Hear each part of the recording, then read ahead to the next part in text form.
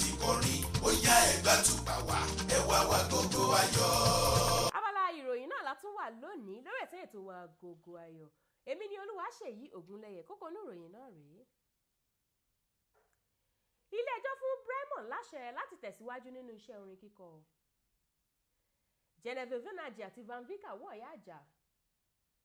K9 ṣàlàyé ìdí tó fi fi iléeṣẹ́ agbórinjáde Tribe sílẹ̀. Ẹ wá nǹkan fìdílé kájọ gbádùn ìròyìn náà lẹ́kùnrẹ́rẹ́.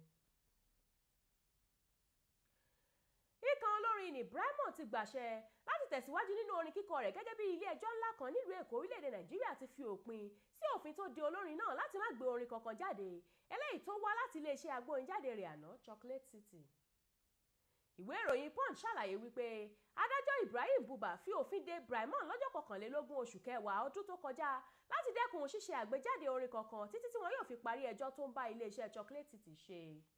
Iléeṣẹ́ agbórinjáde Chocolate City ń tẹnumọ́ wípé ó di ọdún 2016 kí ìtọwọ́bọ̀wé iṣẹ́ táwọn ṣe pẹ̀lú Bremon tó dópin, wọn ò sì gbọ́dọ̀ gbà fún un láti dẹ̀yìn lẹ́yìn àdéhùn yìí. Ṣùgbọ́n Bremon náà fèsì wípé iléeṣẹ́ náà kò mú ìlérí wọn ṣẹ rárá.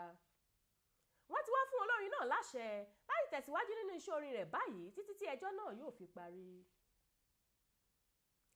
Ó dàbí ẹni wípé àárín ìkan òṣèrébìnrin iléeṣẹ́ Nollywood nù Genevieve Nnaji àti òṣèré orílẹ̀-èdè Ghana Van Vika kò gún régé lọ́wọ́lọ́wọ́ nítorí pé níṣẹ́ làwọn méjèèjì bẹ̀rẹ̀ sí ní fi òkò ọ̀rọ̀ ránṣẹ́ síra wọn lẹ́yìn tí Genevieve pe Van Vika ní òṣèré aláìníláárí tí kò lẹ́bùn kankan bó ti wù kó kéré mọ́.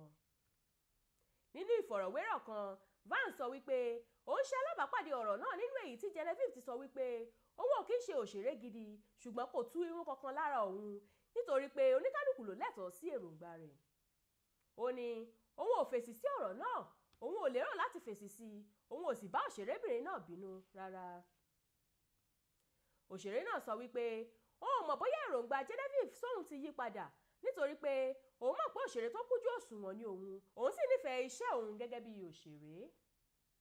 Ó wá fìdí rẹ̀ múlẹ̀ wípé bó tilẹ̀ jẹ́ pé àwọn oníròyìn máa ń kọ oríṣiríṣi nǹkan kí ìwé ìròyìn wọn bá lè tà, òun ò sì lè ka ohunkóhun tí wọ́n bá kọ kún rárá. Òun yóò béèrè ìdí tí Genevieve ti sọ irú nǹkan bẹ́ẹ̀ tí òun bá pàdé rẹ̀ níbi ayẹyẹ tàbí ibi eré kankan. Ọ̀kan lára àwọn olórin iléeṣẹ́ agbórinjáde Tribe, Noble Eze tí gbogbo ènìyàn mọ̀ sí K9 ti fi iléeṣẹ́ agbórinjáde náà sílẹ̀. Nínú ìfọ̀rọ̀wérọ̀ kan tó ṣe dánu lọ́lọ́ yìí, K9 ṣàlàyé wípé ìgbà kan ò lọ bí òréré, kò sì sí àwọn alábàáṣiṣẹ́pọ̀ kan tí kò ní fira wọn sílẹ̀ nígbà kan tàbí òmíràn.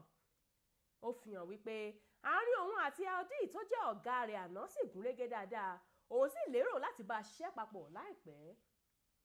K9 ní òun ò ní pẹ́ dá iléeṣẹ́ agbórinjáde tòun eléyìí tó pè ní Young Lion Entertainment sílẹ̀. Ó sì kí gbogbo àwọn olólùfẹ́ rẹ̀ kú ojúlọ́nà orin rẹ̀ tuntun pẹ̀lú Ọlámídé tó pè ní Lord Have Mercy. Èyí ni òpin ìròyìn fún tòní, ẹ tún gbọ́ kókó inú rẹ̀ lẹ́ẹ̀kan sí i.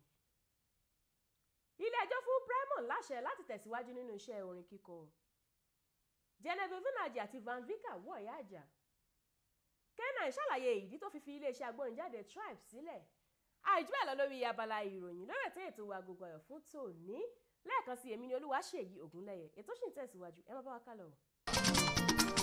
Ètò yìí ló ń rán wa létí èdè àtàṣà wa tó ṣe kókó.